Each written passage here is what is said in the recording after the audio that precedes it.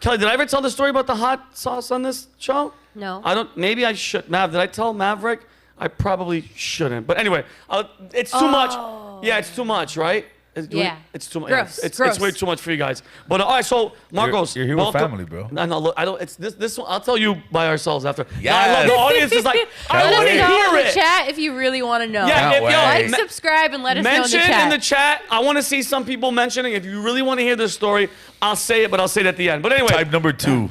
Yeah, exactly. So yeah, put number 2. But Marco, so I gave a little bit intro before, but for people that don't know you, please give everybody like a couple minutes, and let the world know who Marcos is. Well, thank you for having me, first of all. You're welcome. You have an amazing production setup here. Thank you. Yes, thank you very much. But either way, I am a comedian based out of Miami, Florida. I am... What? She's laughing because everybody's probably saying in the chat they want to hear funny about that. No, they want to hear the story. Wait, is that what it is, Kelly? The chat's talking shit. Marcos. Hey, chat.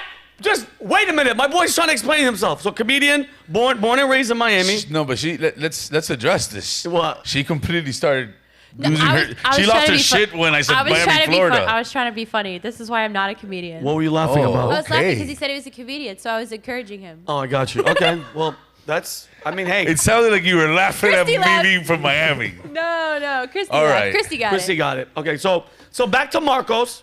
So, I'm a comedian that's based out of Miami, and I've been censored a few times in the last few years. That's kind of like what I'm more popular for. Censored meaning the YouTube or? Well, I was a big Trumper, or Okay. am a big Trumper. Good boy. And I started getting knocked off for that. Billy Corbin came after me. Wow, really? Billy the bitch. Yes. Little wow. pussy. So just you saying, like, and mind you, I love it, Marcos, that you're a Cuban American. You listen to me. You get it. You know what I mean? I'm pretty sure you see past just the loudmouth orange whatever bullshit that they say. But policies wise, you can't beat it, obviously. But so that affected comedy and censoring you on what, YouTube and all platforms. Well, Instagram was always my my main platform. Bread and butter. So once they knocked me off of there, that's where I had the biggest following. So they kind of cut the head off the snake that way. What was there like a instance where they're like, listen, because you're saying this and you like him, we're done? Yeah. It was, at first they would notify you and tell you, hey, look, it was because of this. That was my first account. My second account, they just started waxing me like out of nowhere. They no explanation.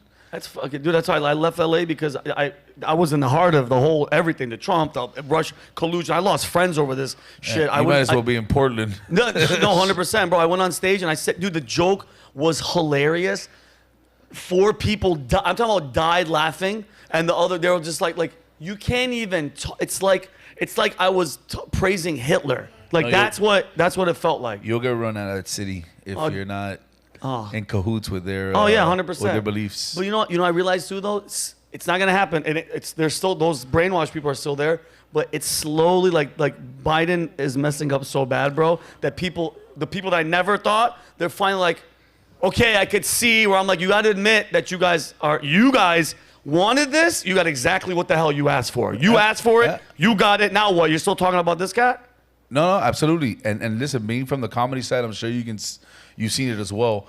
I think people are just more sick and tired of the whole having to identify with one certain time. Yeah. People are sick and tired of that shit. Like you don't want to be grouped in with all these people just because you vote one way or the other. Yeah. So I think we're reaching that point.